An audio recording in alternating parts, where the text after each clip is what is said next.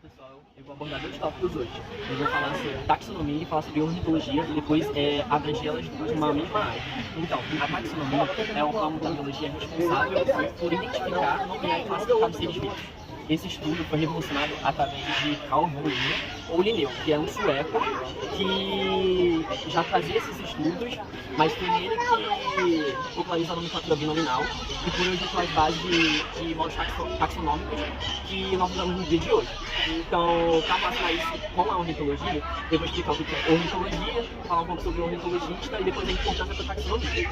A ornitologia, ela é feita de dois radicais. A palavra ornitos, que no caso quer dizer é pássaro ou ave, e logos, que no caso é estudo. Então a gente entende que ornitologia é o estudo das aves. E são pessoas que dedicam a vida a entender as aves, a estudar suas especificidades, distribuição com base no globo, modo de viver, sociabilidade, entre outras coisas únicas no caso dos pestaciformes. E o ornitologista, o ornitólogo, ele é importante para a taxonomia porque ele é um ramo, ele é uma ramificação da taxonomia que é com especificidade, ele é específico para as aves. Então é um profissional que não pode faltar dentro dessa área porque ele vai estudar os seres que a gente vê voando, vai entender, vai identificar, vai nomear. Então por isso que essa é o ramo da ornitologia. O ornitologista ele faz isso, ele dedica a sua vida para explicar sobre as aves. Sobre o taxonomista, entendemos que a importância dessa profissão é dada através da contribuição que ele vai fornecer para a área da biologia e zoologia, pois sem esses esforços, não saberíamos identificar a gama de espécies que é encontrada nas áreas com proveniência de biodiversidade. Sua valorização possibilita o impulsionamento e a preservação dos organismos presentes no nosso meio. A filogenia ou filogênese se constitui na definição de hipóteses sobre as histórias da evolução e espécies, junto aos ancestrais e seres e espécies atuais. Com a definição desses conceitos, foi possível constituir os princípios da teoria de Darwin, regulamentando a história da vida dos descendentes, dando origem à idealização dos cladogramas e classificando os seres vivos. A anagênese compreende processos pelos quais uma característica surge ou se modifica numa população ao longo do tempo, sendo responsável pelas novidades evolutivas. É uma evolução contínua que gera uma nova espécie. Resulta de mutação, permutação, seleção natural.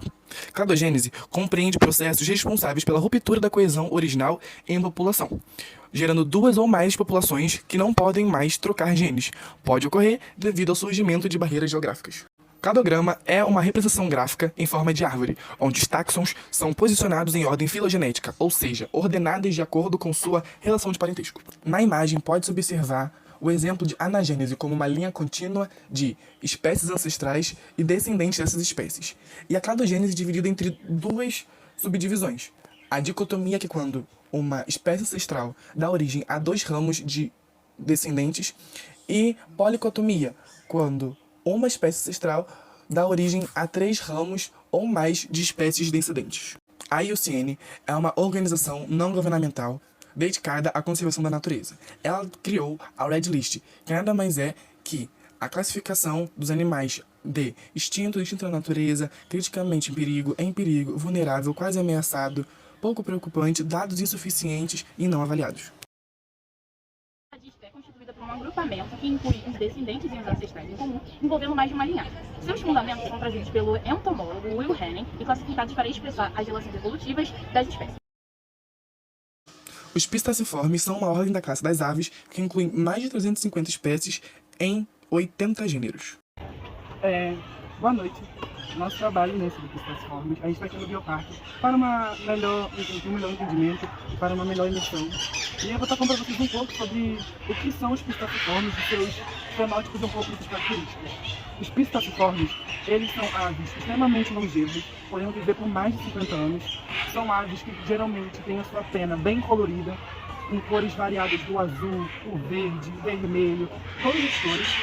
São aves que são muito inteligentes, têm seu cérebro muito desenvolvido, ou seja, elas conseguem fazer coisas que muitas das cidades não conseguem. Elas usam seus pés para ajudar a comer, para poder subir nos lugares, junto com o seu bico.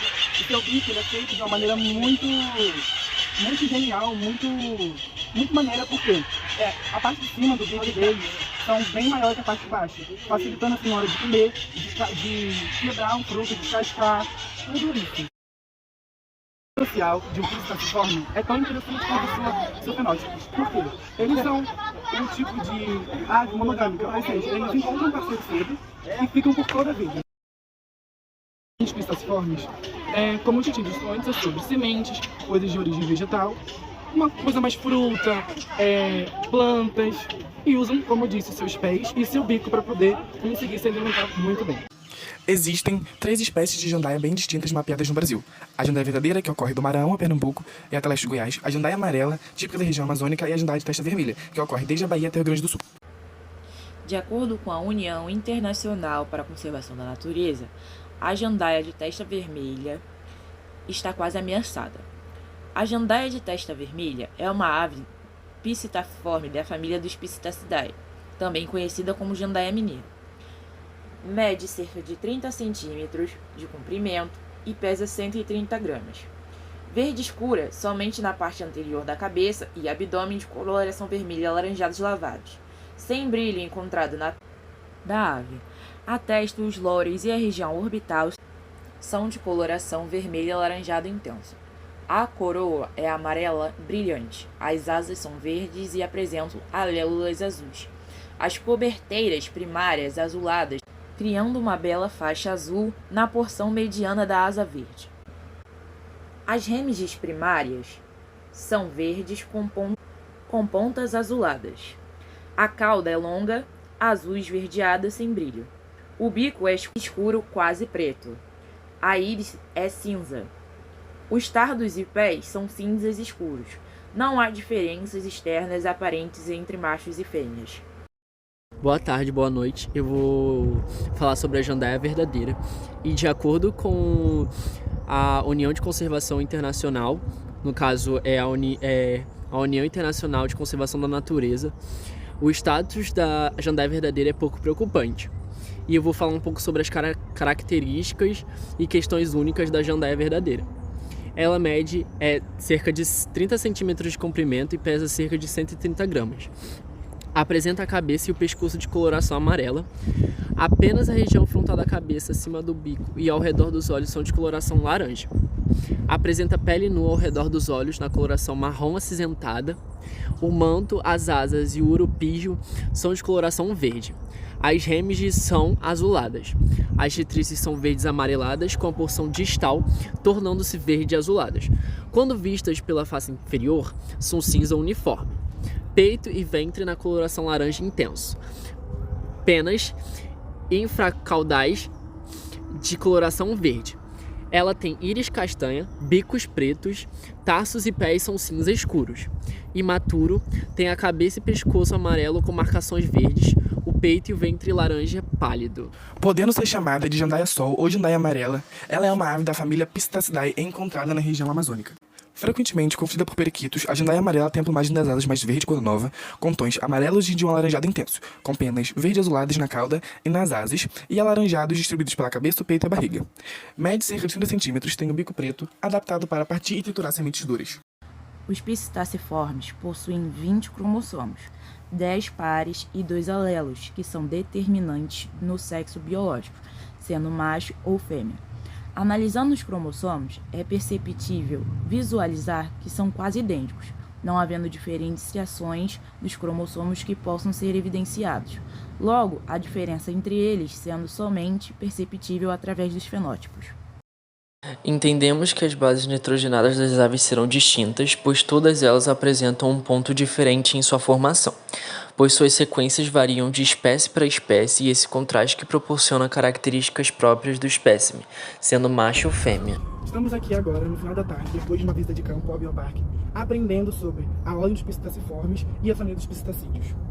Queremos agradecer por esse trabalho que nos fez buscar interesse sobre a família dos piscitacídeos. Aqui mesmo no bioparque, fazendo um pouco de observar mais, aprender de perto, de forma lúdica. Então, vir ao bioparque foi uma ideia nossa, porque a gente acreditou que poderia ser uma melhor imersão na questão de aprender, ver presencialmente, pessoalmente, a família dos piscitacídeos e as ordens dos pisciformes, e foi uma ideia que a gente desenvolveu junto. E queria agradecer, só complementar a Joyce sobre a questão do trabalho, porque foi um trabalho muito bom, muito enriquecedor. enriquecedor. E esse foi o nosso trabalho sobre.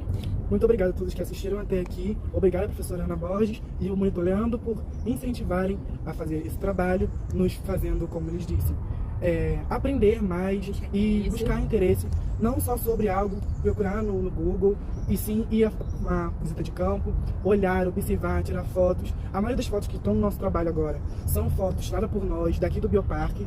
E é isso. Uma boa noite para vocês. Obrigada a todos que assistiram. E é isso. Beijo. Obrigado. Tchau!